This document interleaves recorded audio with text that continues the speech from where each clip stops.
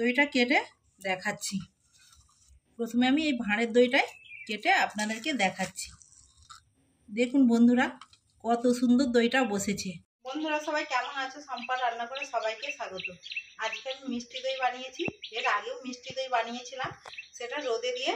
আজকে আমি রোদে দেওয়ার ঝামেলা ছাড়াই আগুনের মধ্যে কিভাবে দইটা বসিয়েছি সেটাই আপনাদেরকে দেখাবো। আমার ভিডিও যারা নতুন দেখছেন সেই সব সকল বন্ধুদের বলছি, আমার ভিডিও গিয়ে চ্যানেলটিকে সাবস্ক্রাইব করে আমার পাশে থাকবেন। বন্ধুরা আজকে আমি দই বসাবো, তার জন্য 500 গ্রাম দুধ নিয়েছি, গরুর দুধ।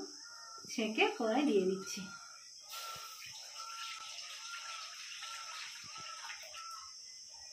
দুধটাকে প্রথমে ফুটিয়ে ফুটিয়ে ঘন করে নেব। 500 গ্রাম দুধটা ফুটিয়ে ফুটিয়ে অনেকটা কমিয়ে নিয়েছি।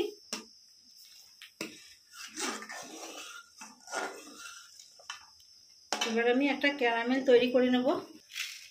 2 চা চামচ চিনি দিয়ে ক্যারামেলটা তৈরি করে নেব।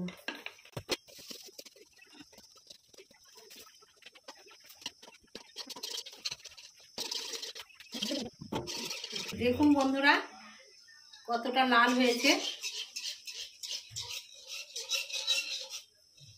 বেশি লাল করব না। এবার আমি হাফ বাটি পরিমাণে জল দিয়ে দিচ্ছি। এইরকম লালচে করে নিয়েছি, এর থেকে বেশি করলে পুড়ে যাবে। হাফ বাটি পরিমাণে জল দিয়ে দিচ্ছি।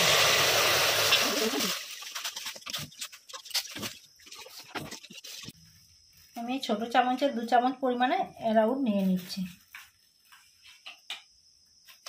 ভালো করে জল দিয়ে অ্যারাউটটা গুলিয়ে নেব।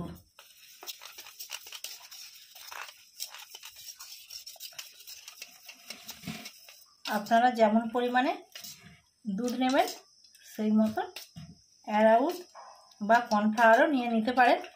আমি অ্যারাউট নিয়েছি। 10 টাকার একটা গুঁড়ো দুধের প্যাকেট নিয়েছি, দুধের মধ্যেই দিয়ে দিচ্ছি।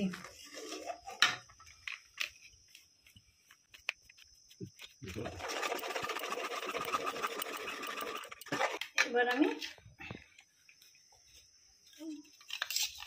যে অ্যারাউটটা 2 চামচ গুলে রেখেছিলাম দিয়ে দিচ্ছি। আর একটু বেশি মিষ্টি হওয়ার জন্য 2 চামচ চিনি দিয়ে দিচ্ছি। এবার যে ক্যারামেলটা তৈরি করে রেখেছিলাম দিয়ে দিচ্ছি।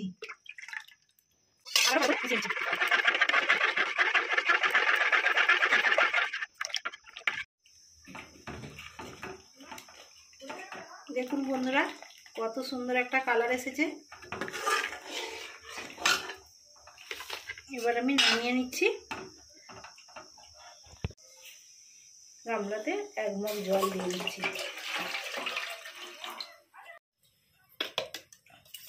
বন্ধুরা দেখুন টক দইটা আমি আগে থেকে ফেটিয়ে রেখেছিলাম, এবার এই দুধের মধ্যে দিয়ে দিচ্ছি।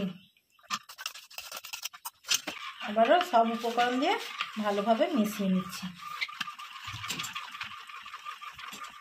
একটা মাটির পাত্র নিয়েছি, একটু দই গুলিয়ে নিচ্ছি ভাঁড়ের মধ্যে। ভালো করে দইটা গুলিয়ে নিয়েছি মাটির পাত্রে। এবার আমি 1 চা চামচ করে চিনি দিয়ে দেব।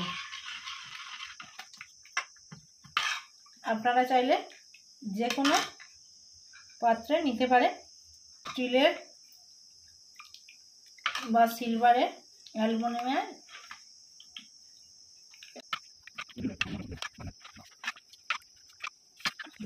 এভাবে গরমের মধ্যে বসিয়ে দিলাম। এখন এরকম বাটি নিয়েছি, ছোট বাটির মধ্যে দিয়ে দিচ্ছি। আর একটা বাটি নিয়েছি, এতেও দিয়ে দিচ্ছি। 15 মিনিট ঢেকে রেখে দেব দইটা বসার জন্য।